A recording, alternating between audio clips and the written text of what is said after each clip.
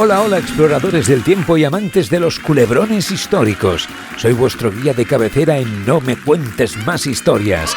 Y hoy nos metemos de lleno en el lugar donde la historia, con H mayúscula, se inventó de verdad. Nos vamos a Mesopotamia. Si en el capítulo anterior descubrimos que la escritura lo cambió todo, hoy vamos a ver dónde se usó por primera vez y cómo surgió la primera gran civilización de la que tenemos constancia escrita.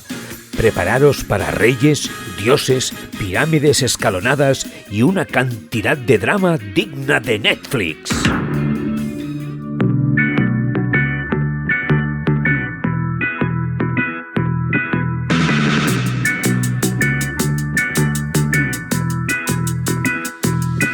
¿Recordáis que en el episodio anterior os dije que la escritura había nacido en Mesopotamia? Pues bien, esta civilización, que es la primera de la que conocemos su historia con pelos y señales, gracias a estos textos escritos, surgió hace unos 4000 años antes de Cristo. ¡Ojo! Que ya estamos contando hacia atrás desde el nacimiento de Jesús. ¡No os liéis! ¡No os liéis! Y el nombre no es casualidad. Tiene su lógica. Mesopotamia significa literalmente entre ríos. ¿Y qué ríos? ¿Qué ríos? Pues los famosos Tigris y Éufrates, que son como las venas de esta región del Próximo Oriente. Si miráis un mapa, están ahí, fluyendo, y gracias a ellos, lo que antes era una zona bastante árida, o sea, seca como la suela de un zapato viejo, se convirtió en un vergel gracias a la construcción de canales de agua. Era el primer gran sistema de regadío que les permitió tener una agricultura brutal. Pasaron de vivir de milagro a tener cosechas que daban y regalaban. Pero no solo era buena para cultivar, su ubicación estratégica, como un cruce de caminos gigante, la convirtió en el centro neurálgico del comercio entre Asia Menor, el mar Mediterráneo y Siria. Imaginaos, si tenías algo que vender, Mesopotamia era el lugar donde querías montar tu tienda. Geográficamente, Mesopotamia se dividía en dos grandes regiones, como si fueran dos comunidades autónomas. Al norte teníamos Asiria, el hogar de los asirios, y al sur, Caldea, habitada por los sumerios y los acadios. Y ahora viene la parte que puede ser un poco lío si no la explicamos bien, pero prometo que será divertido.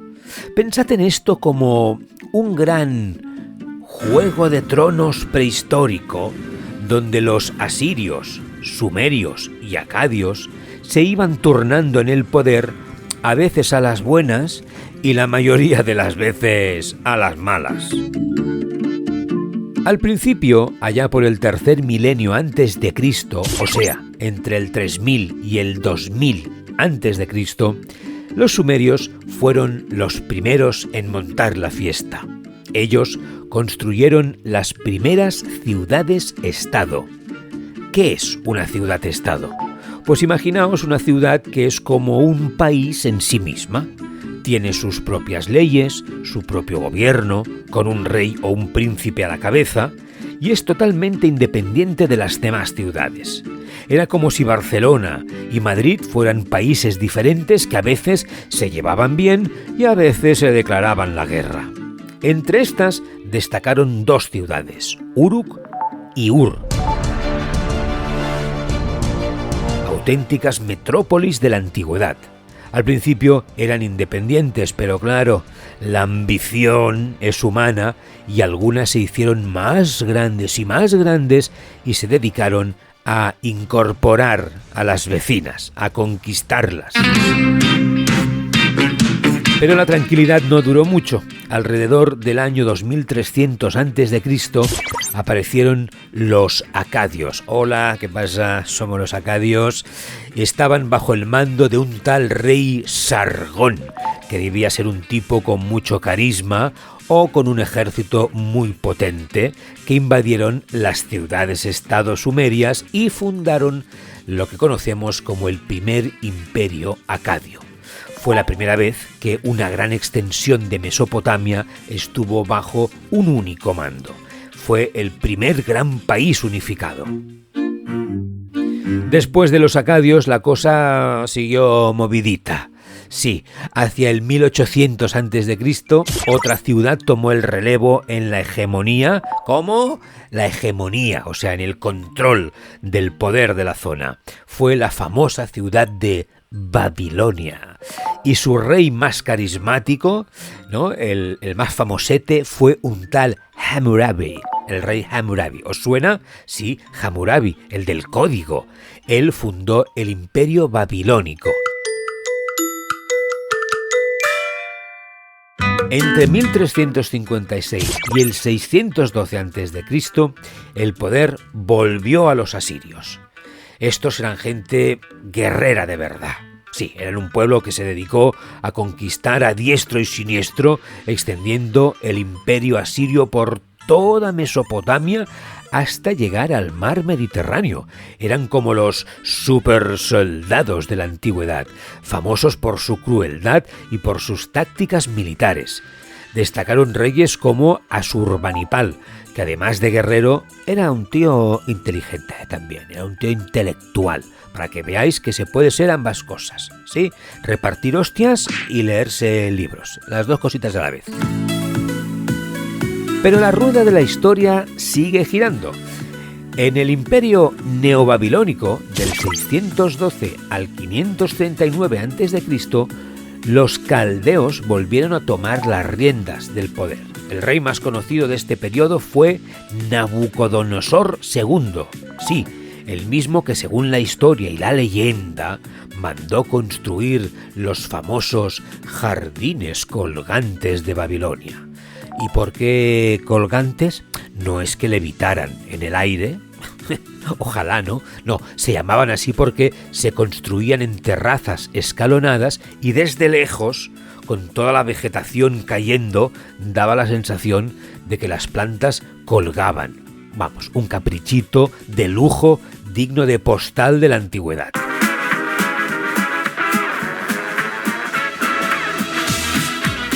Y finalmente, en el siglo VI a.C., la fiesta mesopotámica llegó a su fin. Los persas, otro imperio en auge, invadieron Asiria y Caldea, estas dos zonas de Mesopotamia, y con ellos se acabó la fiesta, se acabó la civilización mesopotámica tal y como la conocemos. Fue como el The End, el fin de una saga épica. Como ya vimos en el capítulo anterior, las civilizaciones fluviales eran muy jerarquizadas. En Mesopotamia la sociedad estaba dividida en dos grandes bloques, como si fueran la clase VIP y la clase turista. Primero, los grupos privilegiados. Estos tenían todos los derechos, la mayoría de las riquezas y vivían, literalmente, a cuerpo de rey. En la cima de la pirámide estaba el rey. No solo era el jefe supremo del gobierno y el ejército, sino que también era el sumo sacerdote, el que hablaba directamente con los dioses. Tenía línea directa. ¿Y de dónde salía este rey? ¿Quién lo había puesto allí? Bueno, pues solía ser un caudillo militar que, gracias a su éxito en la guerra y a su carisma, pues iba acumulando poder. Se creía que su poder le venía directamente de los dioses, lo que lo hacía casi intocable. Luego estaba la aristocracia, esto es, la familia real y la nobleza. Eran dueños de la mayor parte de las tierras y ocupaban los cargos más importantes, los que tenían los contactos y el poder real. Después llegaban los sacerdotes, que vivían en los templos. Eran centros de poder y de riqueza y se encargaban de todos los rituales religiosos. Tenían tierras, talleres y echaban una mano en el gobierno. Eran los influencers espirituales de la época. Y no podemos olvidarnos a los escribas. Estos eran los funcionarios. Su superpoder, pues saber leer, escribir y contar. Ellos eran los que controlaban la calidad de los productos, anotaban las cosechas, los pagos, tenían un poder brutal, porque en una sociedad donde casi nadie sabía leer, vamos, que eran analfabetos casi al 100%, ellos eran los que manejaban la información. Eran como los primeros informáticos y notarios, todo en uno.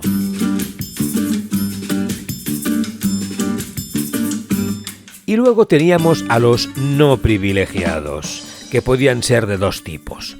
Los libres, que tenían algunos derechos, pero que trabajaban para el palacio y para los templos, que aquí estaban la mayoría. Eran los campesinos, que alquilaban las tierras del rey o del templo, que eran los grandes terratenientes, y a cambio les daban una parte de su cosecha y cultivaban de todo: cebada, trigo, lentejas, pepinos, usaban arados rudimentarios y trabajaban duro para poder ganarse el pan. Estaban también los artesanos, que trabajaban en talleres, y aquí había de todo: tejedores, carpinteros, orfebres, que eran los que trabajaban el oro y la plata, los perfumistas, que eran, vamos, los manitas de la sociedad, los artesanos. Y después estaban las mujeres. Cuidadito, porque aquí viene la parte no tan guay. Estaban totalmente sometidas a la autoridad del hombre, primero al padre y luego al marido. Y si trabajaban, cobraban la mitad que un hombre por el mismo trabajo. Una desigualdad de género que, por desgracia, también viene de lejos. Y al final de todo estaban los esclavos, que no tenían ningún derecho y eran tratados no como personas, sino como objetos. Su vida dependía totalmente de sus dueños. Era la parte más oscura de la sociedad mesopotámica.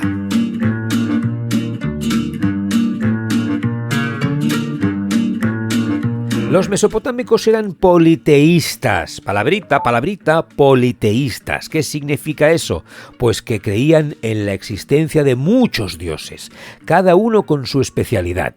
No tenían un único dios, tenían uno para el cielo, otro para la guerra, otro para el viento. Era como tener un dios para cada aplicación de tu móvil. Por ejemplo, Anu era el dios del cielo, Ishtar, la diosa de la guerra, el amor y la fertilidad, una combinación explosiva. Enlil, el dios de los vientos. Creían que los dioses se manifestaban a través de los fenómenos de la naturaleza. O sea, una tormenta, pues era que un dios se había enfadado. A través de los sueños también, o de prácticas adivinatorias. Y lo más curioso es que, aunque eran inmortales y superpoderosos, ellos se los imaginaban como personas normales, con sus pasiones, sus enfados, sus celos. Vamos, como si fueran una gran familia divina con dramas dignos de telenovela. Pero aquí viene el dato curioso que los diferencia de otras civilizaciones como la egipcia.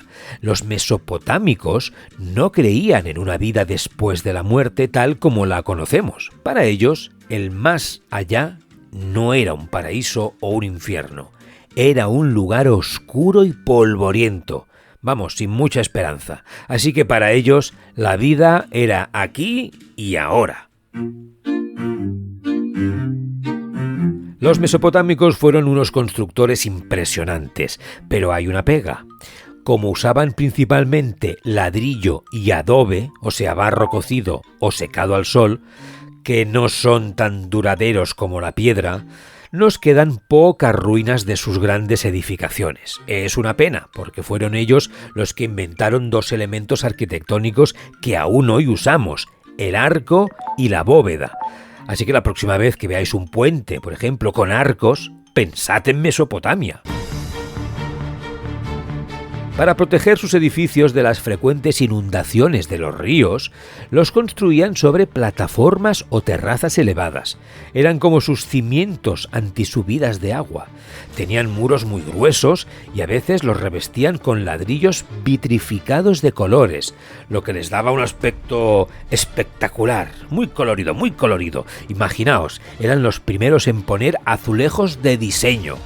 Y en las ciudades donde vivían los reyes y la nobleza se alzaban los edificios más importantes, auténticos símbolos de poder. Para empezar, el templo. Era el centro de todo. No solo un lugar de culto religioso, sino también la sede del gobierno, de los tribunales de justicia y hasta de las escuelas. Además, era el dueño de todas las tierras y talleres de la ciudad. Era como el ayuntamiento, el juzgado, la universidad y la mayor empresa agrícola, todo en uno. Después estaba el zigurat. Cerca o dentro del templo se construían estas enormes torres escalonadas. Eran como pirámides con peldaños y tenían múltiples funciones. Observatorios astronómicos, los primeros en mirar las estrellas para entender el universo, fueron los mesopotámicos. Eran también lugares de culto o centros de adivinación. Hoy en día podemos ver reconstrucciones impresionantes. Reconstrucciones son, como por ejemplo el zigurat de Ur, que vas allí, lo ves y te deja con la boca abierta.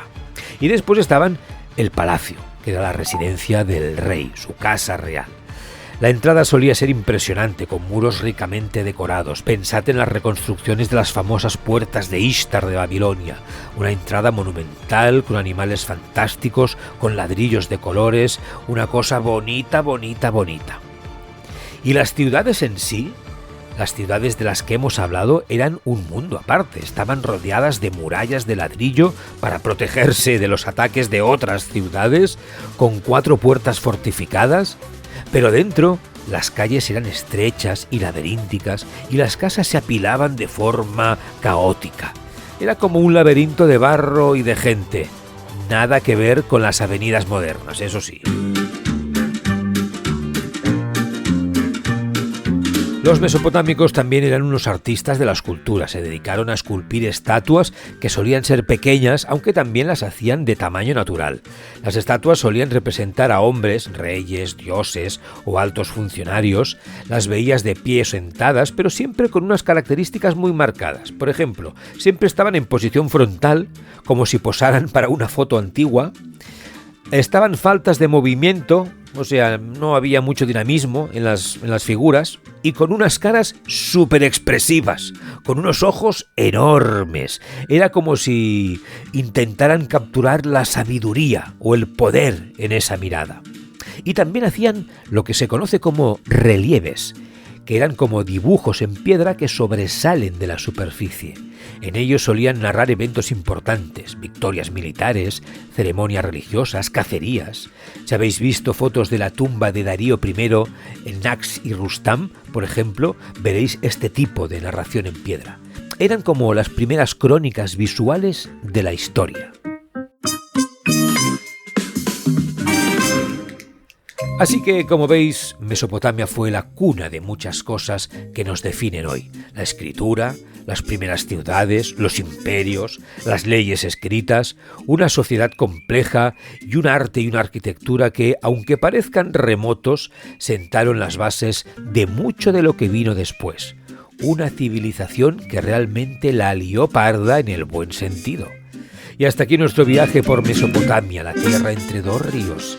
Espero que hayáis disfrutado de este repaso por su fascinante historia, sus reyes, sus dioses y sus zigurats. En el próximo episodio cruzaremos el desierto y el mar para adentrarnos en otra de las grandes civilizaciones fluviales, el misterioso y poderoso Antiguo Egipto. Si te ha gustado, ya sabes, suscríbete, compártelo con tus amigos y deja tus comentarios. Me encanta leerlos. Nos escuchamos muy pronto en otro viaje alucinante por la historia. Hasta la próxima. Adiós.